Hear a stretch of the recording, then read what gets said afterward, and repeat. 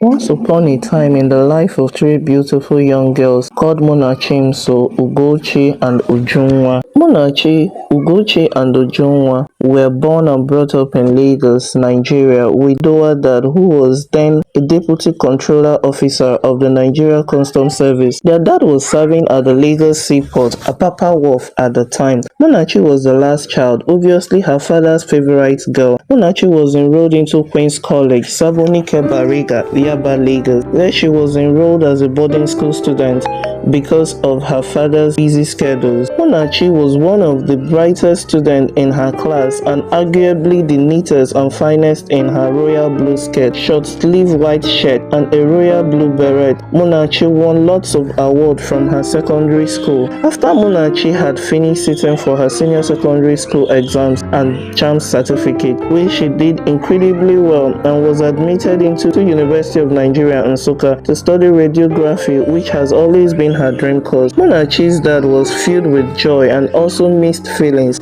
of fear of how his innocent and pure-hearted daughter, with little or no knowledge of how cruel and unfair the world could be, but deep down in his heart he is convinced that she would overcome whatever it is that will come her way, as he knew he didn't raise a weakling with a no moral as daughter. Days were fast approaching for Munachi to go to her newfound environment for her studies in Enugu, Eastern Nigeria. Enugu is one of the most beautiful states in the East. It's also a very busy state with a high rate of businessmen and women and a balanced rate of civil workers, and they are all well known for their unique and dynamic cultures, high rate of beautiful women, wealthy men and women, nice lives, good schools, infrastructure. They are also rich in coal, bitumen, and quotas, just as the name implies, coal city state. Munachi's dad took some days off from work so he could take his beautiful daughter shopping for all her needs. Munachi's dad took her to Lagos Island, also known as Eko-Idumota. Eko-Idumota is known as the largest ultramodern market in Nigeria. From Lagos Island, they traveled to Cotonou, Benin Republic, through the Seme border. Since her dad was already a custom officer and a senior officer at that, crossing the border was way easier. Cotonou is known as the heart of thrift importation in Nigeria, ranging from thrift clothes, shoes, bags, foreign rice, frozen foods, and a whole lot. Munachi's dad spoke firmly and calmly, reminding her how well she has been raised and telling her possible repercussions that could come with keeping bad friends in school and all whatnot. Munachi's dad became very emotional and she asked, "Dad, why are you crying? Daddy, if you don't want me to go, I won't go. Or would you rather prefer me go to private university like Salem, Covenant, Maradona University, and Italy?" And the dad said, "You have made your decision and it's fine by me." Muna and his dad reminisced and shared hugs and chatted as two grown adults and no longer as little Muna Chimso. Muna's flight boarded and departed for Enugu. 40 minutes later, Muna called the dad that she had arrived at her dream school, UNN. Munachi was living in one of the most expensive houses off camp, well furnished, and obviously one of the most sought and wanted by all men who comes across her. And not only because she was a rich kid,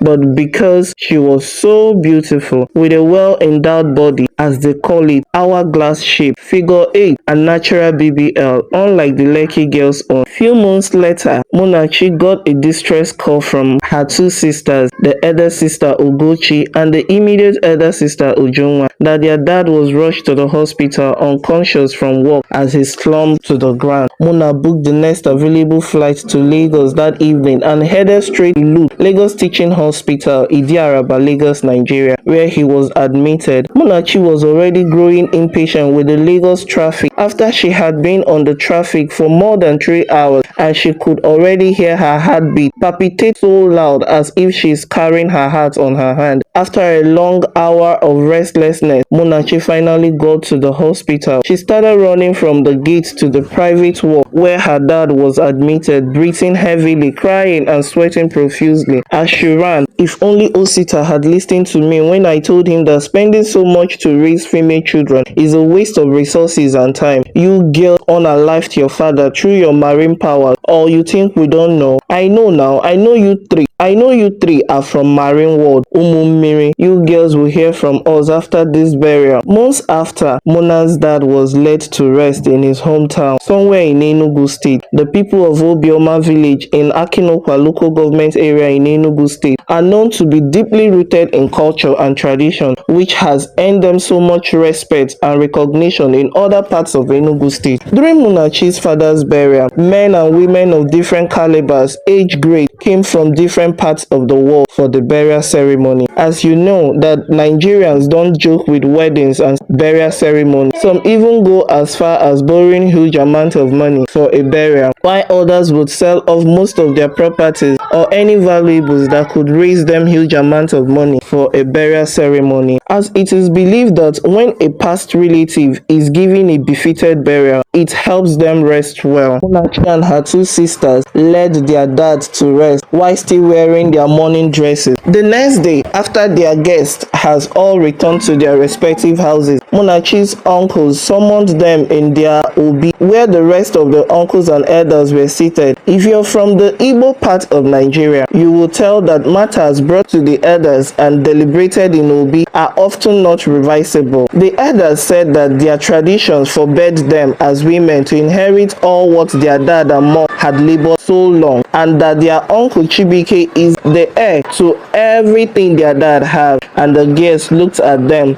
and chorused the word "okay" in unison. Then everyone was surprised at their unbothered response, and one of the elders said, "Is that all you girls could say?" Then the elder sister Ugochi replied him by saying, "Uncle, before you started this meeting, you clearly stated that it was our tradition, which means it has been a long age practice." He nodded and said yes. Ugochi said, "Then who are we to stop such practice?" Then Uncle Chibike and others were so happy, booming with smiles, said, "God bless you, my daughters, Ogadero Nonama," and the rest of them curious. Then we don't have a case here. Munachi and her sisters left for Lagos the next day. Weeks later, Uncle Chibike came to their residence in Ikoyi, obviously a mansion, with his family and few luggage. Then the gateman refused to open the gate for them. Munachi was the first to notice the noise and called out her sisters. Ugochi and Ujunwa rushed to the balcony and they said, "Uncle, why are you here with so much luggage?" He said,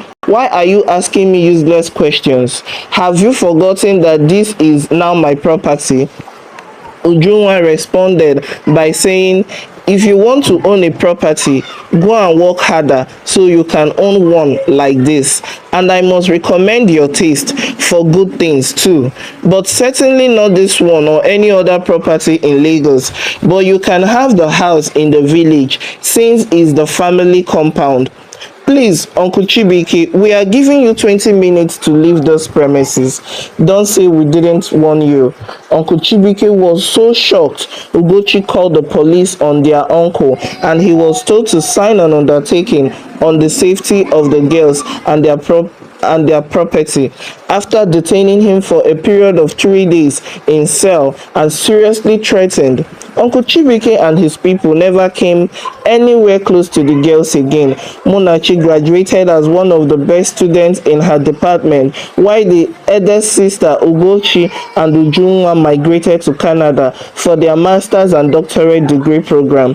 Munachi, who refused to join the sisters in Canada after her National Youth Service Corps for the reason that she doesn't want to be far from home because of the memories she and her dad created, got a job in the same hospital her dad passed. Munachi got a job as a radiologist in Lutz in memories of her father.